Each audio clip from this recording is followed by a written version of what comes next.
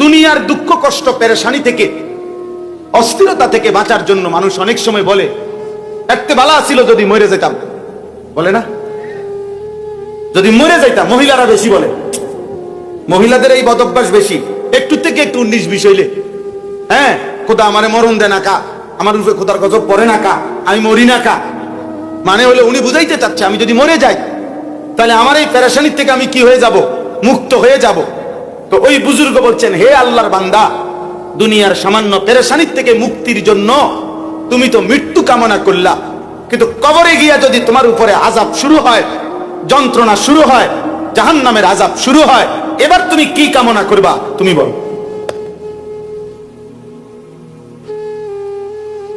বুঝেন নাই কথা? এবার কি চাইবেন? এখন কি বলবেন? এখন কি বলবেন?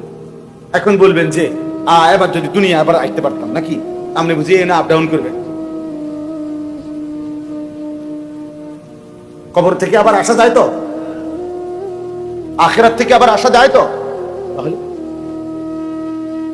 দুনিয়ার সামান্য পেরেশানি যদি এমন লাগে যে কথায় কথায় আমরা বলতেছি একতে মরে গেলে ভালো ছিল, তো কবরের আযাবের পেরেশানি কেমন হবে? তাহলে বাপ, এটা বড় বিষয় আমাদের। ऐसे रहे या वैसे रहे, वहां देखना फिर कैसे रहे। দুনিয়া একভাবে না একভাবে তো থাকলেন, সুখে কিংবা দুঃখে, আনন্দ কিংবা বেদনায়, হাসি কিংবা কান্নায়, সচ্ছল কিংবা ফকির, ধনী কিংবা গরিব, কোনো না কোনো ভাবে তো দুনিয়া পার হয়ে যায়। সুখের রাতও ভোর হয়, দুঃখের রাতও ভোর হয়, বাসর রাতও ভোর হয়ে যায়, ফাঁসির রাতও ভোর হয়ে যায়। দুনিয়া তো কাঁদলেও মরে যাবেন, হাসলেও মরে যাবেন, সুখে থাকলেও মরে যাবেন, দুঃখে থাকলেও মরে যাবেন, রাজপ্রাসাদের অট্টালিকাতে থাকলেও মরে যাবেন, জীর্ণ কুঠির কুড়ে ঘরে থাকলেও মরে যাবেন, 3 বেলা ঠিক মতো খানা পাইলেও মরে যাবেন, আর অভুক্ত থাকলেও মরে যাবেন। অতএব দুনিয়া ছেড়েই দিতে হবে। একভাবে না একভাবে সময়টা পার হয়েই যাবে। কিন্তু ওয়াহা দেখনা ফের कैसे रहे, আসল দেখার বিষয় তো হলো যে সেখানে কেমন থাকবেন, আখিরাতে কেমন থাকবেন। খোদার কসম, যদি আখিরাতে একবার হাসে বান্দা আর কাঁদবে না, আখিরাতে যদি একবার কাঁদে আর কোনোদিন হাসবে আর হাসবে। লা ইউফাত্তারু আনহুম ওয়া হুম ফীহি মুবলিসুন। কোরআনুল কারীমের মধ্যে আল্লাহ তাআলা বলেন, সমস্ত জাহান্নামী নাফরমান জাহান্নামের মধ্যে 1 সেকেন্ডের জন্য আযাবের কোনো বিরতি মিলবে না। ফাত্রাত মানে বিরতি। লা ইউফাত্তারু আনহুম, কোন জাহান্নামীকে তার জাহান্নামে 1 সেকেন্ডের বিরতি দেয়া হবে না। ওয়া হুম ফীহি মুবলিসুন, আর অনন্তকাল যাবত তারা জাহান্নামের মধ্যে বিষণ্ণ মলিন চেহারা নিয়েই পড়ে থাকবে। কোনদিন হাসি ফুটবে না, কোনদিন হাসি ফুটবে না। হাজার লক্ষ কোটি বছরেও কোনদিন হাসি ফুটবে না। আল্লাহ তাআলা বলেন, ফাঁসির আসামিও কখনো হতে পারে 3 ঘন্টা পরে তার ফাঁসি, তখনও সে তার বিবি বাচ্চা দেখলে বা কেউরে দেখলে হাসতে পারে। ক্যান্সার আক্রান্ত রোগী যার মৃত্যু আর কয়েকদিন, হয়তো সে জানে ওই মানুষটাও হসপিটালের বেডে, হাসপাতালের সিটে, সেও হয়তো কখনো একটা মুচকি হাসি দিতে পারে, হইতে পারে দুনিয়ায়। তো জাহান্নামী কোনদিন হাজার লক্ষ কোটি বছরও কোনদিন 1 সেকেন্ডের জন্য হাসবে না, হাসবে না। ওমা যালামনাহুম ওয়ালাকিন কানু হুমুজ যালিমিন। আল্লাহ তাআলা বলেন, জাহান্নামী বারবার চিৎকার করবে আর আল্লাহ বলবে, বান্দা আমি তোমার উপরে জুলুম করি নাই, তুমি নিজেই নিজের উপরে জুলুম করেছো। ভেবে দেখো, আওয়ালাম নুআম্মিরকুম, আমি তোমাকে যথেষ্ট পরিমাণ হায়াত দিয়েছি, সময় দিয়েছি। ওয়াজাআকুমুন নাযীর, আমার পক্ষ থেকে ভয় প্রদর্শনকারী বান্দা, কখনো ইমাম, খতিব, আলেম, আউলিয়া, পীর, বুজুর্গ, নবী, রাসূল, কিতাব, এগুলোর মাধ্যমে আমি জাহান্নামের ভয় দেখাইছি, সব আমি ঠিক করে দিছিলাম। কিন্তু তুমি পাত্তা দাও নাই, না হায়াতের কদর করলা, না উলামায়ে কেরামের কথাকে কদর করলা। ফাযুকু, অতএব এখন জাহান্নামের আযাবই ভোগ করো। ফামা লিয-যালিমিনা মিন আনসার, আল্লাহ বলবেন, হে নাফরমান, আজ এই গোটা হাসরের ময়দানে, আজ এই আখিরাতের জায়গায় কোন জালেম, পাপী, নাফরমানের জন্য একজনও সাহায্যকারী নাই। আজকেও সাহায্য করবে, আমার থেকে ফিরে যাইবা, এরপর অন্য কেউ সাহায্য করবে দেখা খাইয়া? জি না। তো আমারও দলের লোক আছে, আপনার দলেরও আলাদা লোক আছে না? কেউ নেই, কেউ নেই। আল্লাহ বলবেন আমি সময় দিছি বান্দা। দুপুর 1টা বাজে জোহরের আজান হইছে,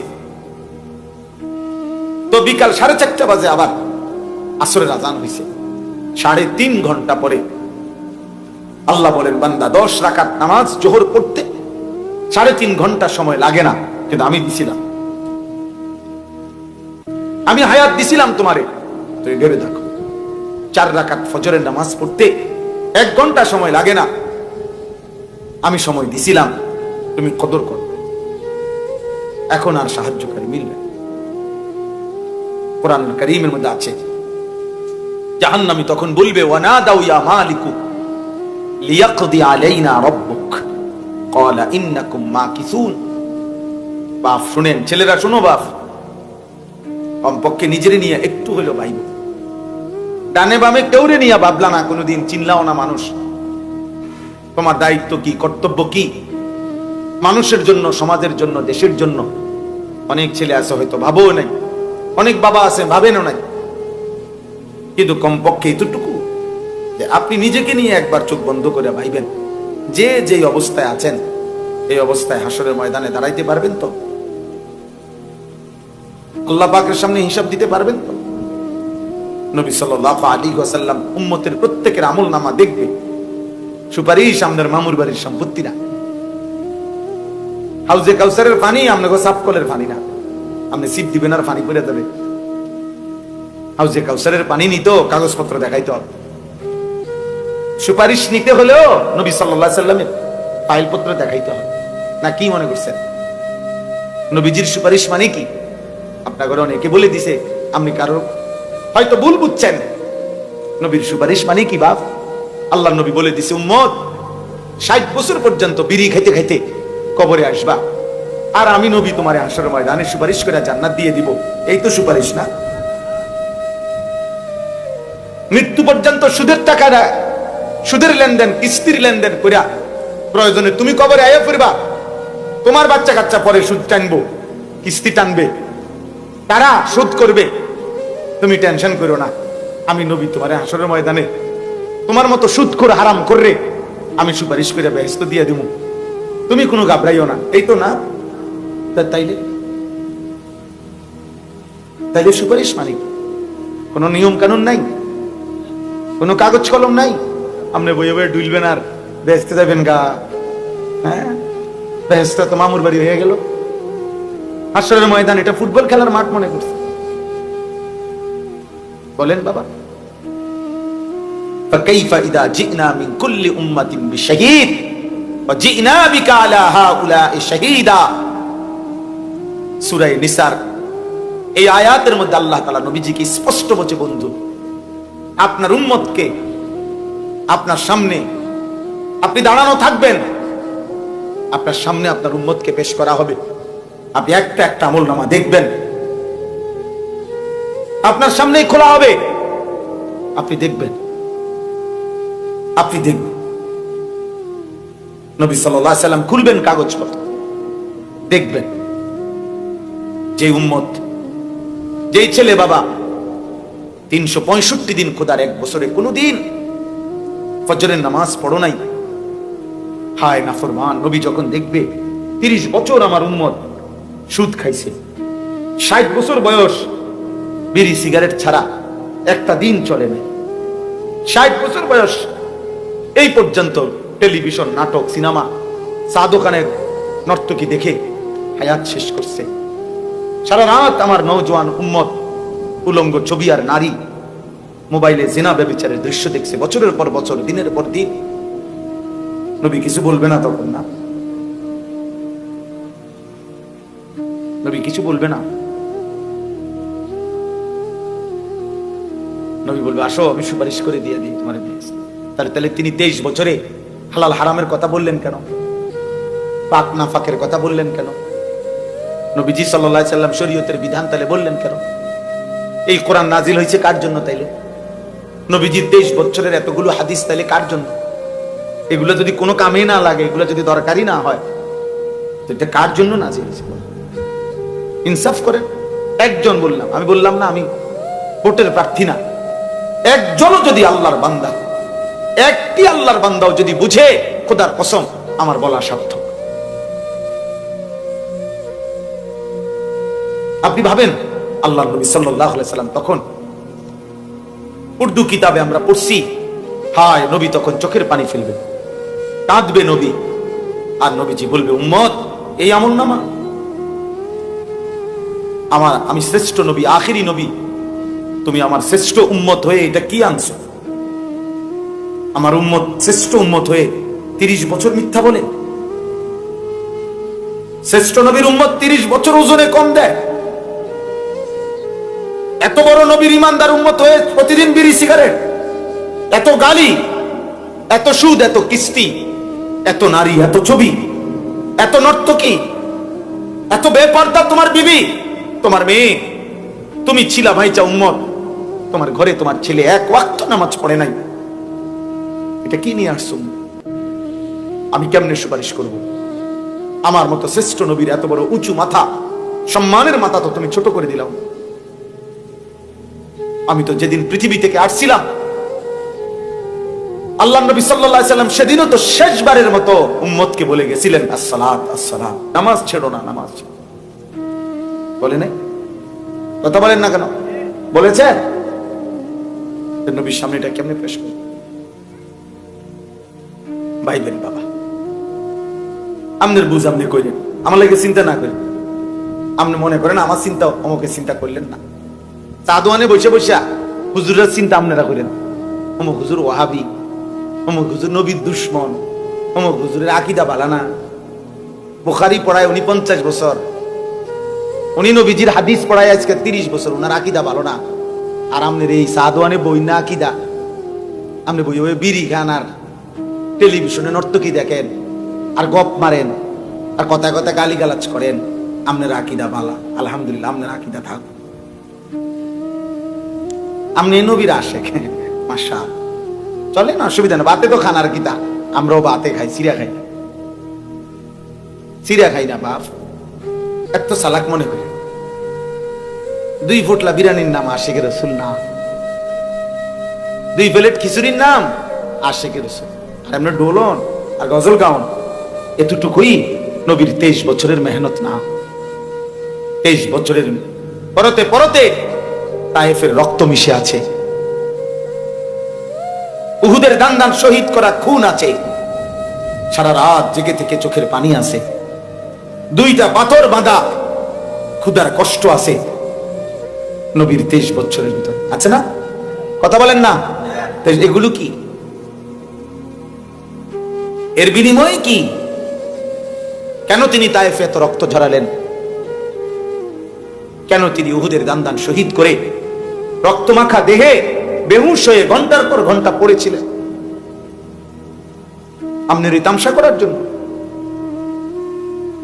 বলেন। আল্লাহ আমাদেরকে হেফাজত করে। এজন্য বললাম, ওই জাহান্নামী তখন আযাবে অস্থির হইয়া, তখন জাহান্নামের যেই ফেরেশতা, প্রধান ফেরেশতা, জাহান্নামের প্রধান ফেরেশতা দায়িত্বশীল, ওনার নাম হচ্ছে মালিক, আর জান্নাতের প্রধান ফেরেশতার নাম হলো রিদওয়ান। তো এই মালিক ফেরেশতাকে জাহান্নামী আযাবে অতিষ্ঠ হইয়া, আগুনে অতিষ্ঠ হয়ে ডাক দিবেন। কোরআন শরীফে আছে, ওয়া নাদাউ ইয়া মালিকু, জাহান্নামীরা ডাকবে, হে মালিক। মালিক কে? ওই ফেরেশতা আর কি, বুঝেন নাই কথাটা? কোন ফেরেশতা? জাহান্নামের দায়িত্বশীল যেই কি ফেরেশতা, উনি, ওনাকে বলবে ইয়া মালিকু, এই মালিক ফেরেশতা ভাই এদিকে আয়, লিয়াকদি আলাইনা রাব্বুক। এই জাহান্নামী বলবে, ফেরেশতা আল্লাহর দোহাই তোকে বলি, তুমি তোমার রব, তোমার আল্লাহকে বলো না আমারে মৃত্যু দিয়ে শেষ করে দিতে, আমি আর পারছি না রে ভাই, আর পারছি।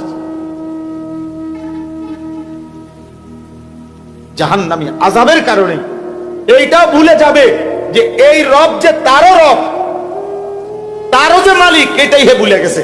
হে বলতেছে ফেরেশতা রে, ফেরেশতা ভাই তোমার রব, ওনারে কও না আমারে মৃত্যু দিয়া দিতে, আমি যে আর পারছি না রে ভাই। কি মনে করছেন দোস্ত? আখেরাত মামুলি, জাহান্নামের আযাব খামখেয়ালি। ছেলেরা তোমরা কি বুঝে কি হিসাবে আমার বাপ, একটা ছেলেও যারা এক ওয়াক্ত নামাজ পড়ো না, প্রিয় সন্তান কেন এমন করতেছ? যারা কোনোদিন ফজরের নামাজ পড়ো না বাপ, এমন কেন করছেন? প্রতিদিন যারা বিড়ি সিগারেট খান, আসলে আপনি কি ভাবতেছেন? আমাদের কাছে আমার হাত জোর করে অনুরোধ,